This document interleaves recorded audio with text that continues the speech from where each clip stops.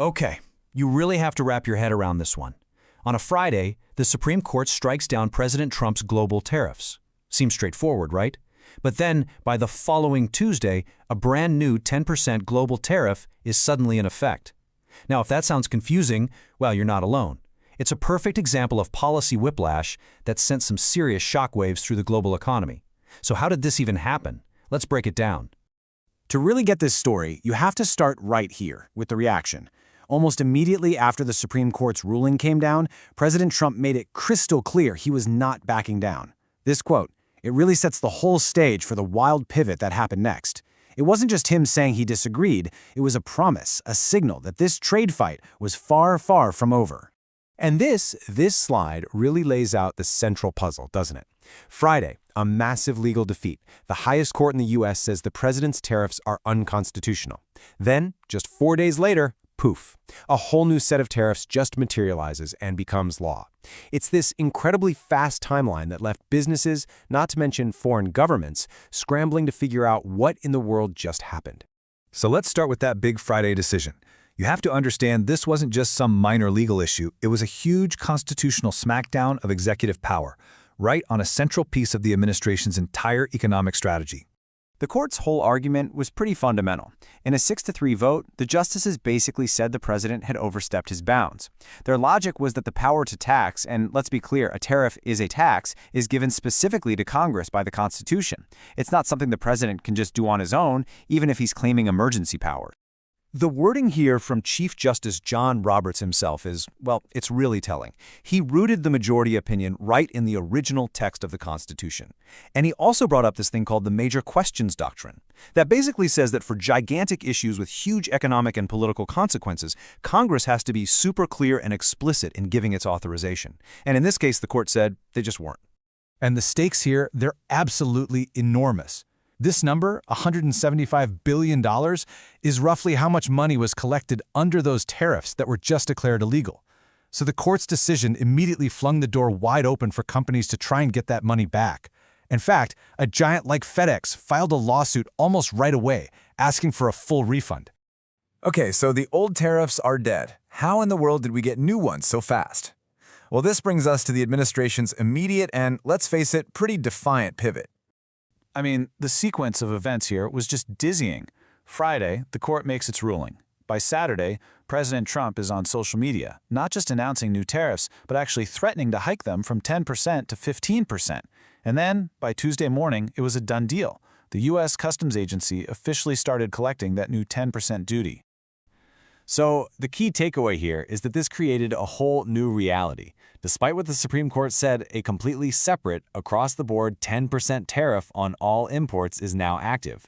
It's temporary, sure, set for 150 days, but its impact is immediate.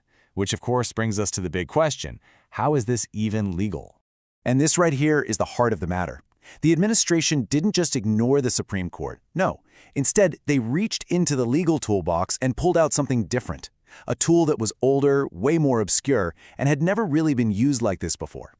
This slide just lays it all out. The tariffs that got struck down, they were based on a 1977 emergency powers law. The Supreme Court said, nope, you can't use a general emergency law for the specific power of taxation. But these new tariffs, they're based on a different law entirely, Section 122 of the Trade Act of 1974. And that law specifically gives the president authority to deal with trade imbalances. It's a whole different legal justification. So let's zoom in on this law for a second. Section 122 was originally designed to give the president a way to respond to what it calls serious balance of payments deficits. Now, in plain English, that means it's supposed to be used when a country's trade imbalance is causing a major economic problem. The key word to remember there is serious, and we're definitely going to come back to that. So the new game plan is pretty simple, really. Step 1, the administration says the U.S. has a trade deficit problem. Step 2, using Section 122, it slaps on a temporary tariff that can last for up to 150 days. And Step 3, it has the power to set that tariff anywhere up to a 15% max. They started at 10%, but that threat of 15% is still hanging in the air. Of course, these kinds of legal moves don't happen in a bubble. This sudden shift created immediate, widespread confusion for the entire global economy. It's affecting businesses, it's affecting consumers, it's affecting whole countries.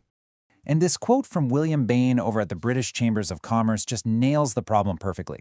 Global trade runs on predictability. When the rules of the game can literally change overnight, it becomes almost impossible for a business to plan its production, set its prices, or sign contracts for stuff that's not going to ship for months. That is the very definition of uncertainty. So who wins and who loses here? Well, on one side, you have U.S. manufacturers who compete with imports. They could see a benefit from less competition. But on the flip side, foreign exporters are facing higher costs, and those costs usually get passed right along to U.S. consumers in the form of higher prices. And the whole thing just sends a chill through international relations, putting major trade deals like the one with the EU on ice. And this really brings the whole story down to a human level. Just think about a small business owner like Anne Robinson, who imports Scottish foods. She said she was literally doing a happy dance when the Supreme Court killed the old tariffs, which were costing her thousands. But just days later, she was right back where she started, totally uncertain, trying to figure out what this new tariff was going to do to her business. You know, this story is really far from being over. These new tariffs have basically started a brand new clock and set the stage for the next round of fights, both in the courts and in the economy. So, what should we be watching for? First and foremost, it's this question. Just because the administration used a different law doesn't automatically mean these new tariffs are legally sound. In fact, a lot of experts think they might be on pretty shaky ground. Professor Jennifer Hillman from Georgetown University, who's a top expert in trade law, is already predicting that new legal challenges are basically a sure thing. Even though the tariffs are temporary, the amount of economic damage they could do in 150 days is more than enough to get people suing. And the argument they're likely going to use is this. Remember how the law says it has to be a large and serious trade deficit? Well, a lot of economists and legal scholars are arguing that, well, yeah, the U.S. has a trade deficit. It doesn't really rise to the level of a serious crisis that the 1974 law was meant to solve.